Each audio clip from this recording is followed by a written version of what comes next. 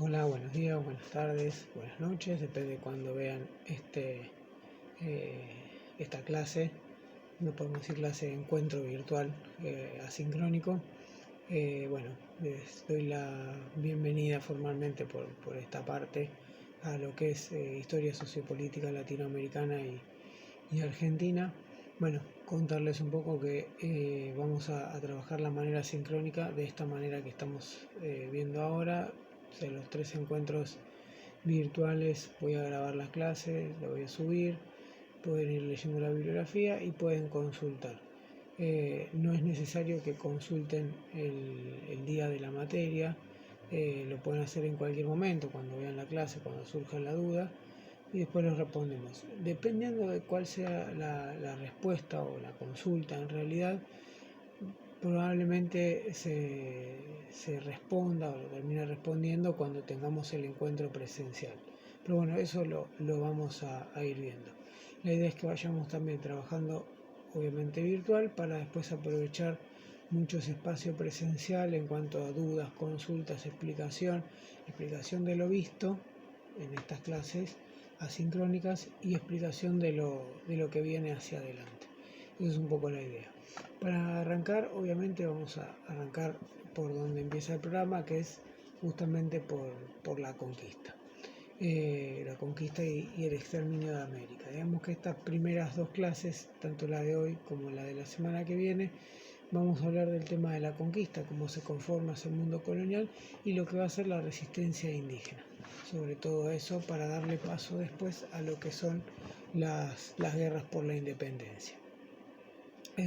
Bueno, como sabemos obviamente ese mal llamado descubrimiento de América comienza en 1492, o sea, a fines del siglo XV, en lo que es la expansión europea, en realidad hacia las Indias, y después se terminan encontrando con el continente americano. Esta idea de descubrimiento es una idea que viene justamente a negar la existencia de culturas originarias en nuestro continente. Siempre digo lo mismo, no nos imaginamos tampoco que América era la panacea y que no sucedía nada, no, obviamente había 2 grandes civilizaciones, los aztecas y los incas. Los mayas ya estaban en decadencia. En el material que les dejo está la parte, digamos, preconquista. Y bueno, si lo quieren leer, obviamente, bienvenido sea, que es el capítulo 1, que habla de los orígenes. En el capítulo 2 es justamente la que habla de la América colonial, que es lo que vamos a estar trabajando esta semana, la que viene, y la otra ya con las guerras por la independencia.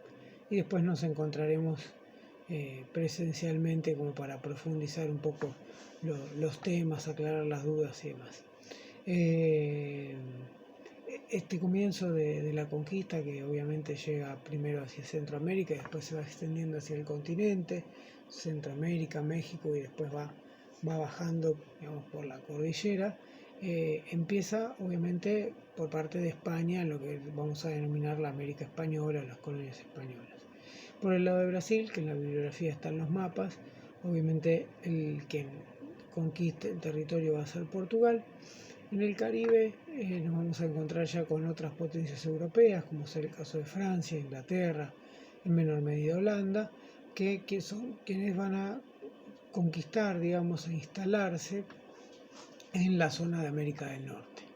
Lo que después con el correr del tiempo van a ser las 13 colonias y va a ser la primera independencia en América, que va a ser la independencia de los Estados Unidos, o de las 13 colonias.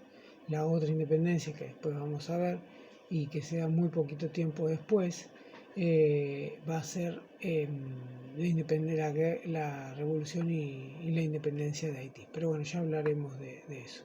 Bueno, como les decía, los países europeos se van instalando obviamente en el continente americano, empiezan a organizar, primero a exterminar obviamente al indio o a imponerle formas de trabajo prácticamente esclavas, ¿sí? Pero no eran esclavos. Cuando se termina la población indígena en algunas regiones, ahí sí empiezan a nutrirse de esclavos, sobre todo esos esclavos provenían de África. Bien, esto es un poco como comienza la conquista, ¿sí? Y cómo se van a empezar a repartir el continente. Hablábamos de América del Norte, hablábamos de América Central, lo que era México, y lo que es América del Sur. Territorios muy extensos que van a terminar, cuando hablamos de colonia y de metrópoli, las colonias van a terminar superando en todo sentido a las metrópolis, no solo en cantidad de habitantes, sino recursos, economía, ¿sí? Administración y organización, van a terminar superando a esas metrópolis europeas que nos vamos a encontrar en casos como Inglaterra, esa negociación o esa relación con las colonias va a llevarlo a un desarrollo industrial. En el caso de América del Sur y de América Central va a ser totalmente distinto porque España no va a tener la misma idea que Inglaterra. Lo de España era llevarse el oro, robarse el oro, y obviamente en vez de utilizarlo para desarrollar su economía, como se dio el caso de los ingleses, lo van a utilizar para tratar de invadir y avanzar sobre otros países. Básicamente el tema de la guerra, lo que tiene que ver con las monarquías. Ese mundo colonial que va a traer sus instituciones, su moneda y también su religión, va a ser lo que se va a buscar imponer. Los indígenas que obviamente no querían aceptar la religión, en muchos casos iban a ser torturados o asesinados. La moneda era algo que no existía en el continente y que aparece obviamente con la conquista. Y el sistema, digamos, de administración, la aparición del virreinato, los sistemas de justicia y todo lo que tenía que ver justamente con el control de la población en materia religiosa, que dijimos antes, y en materia laboral.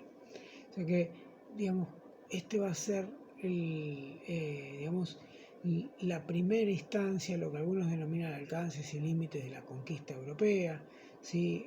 Donde aparece, dijimos antes, el sistema esclavista, la trata de esclavos, y que va a dar lugar, sobre todo con lo que van a ser las reformas borbónicas a mediados del 1700, a una crisis, ¿sí? En la cual obviamente algunos marcan como, bueno, empieza la decadencia del sistema español en América, ¿sí? Otros no lo ven así. No toman la consecuencia inmediata van a ser los levantamientos de Tupac Amaru y digamos que algunos no toman eso como el comienzo de las guerras por la independencia, sino que se van hacia más adelante.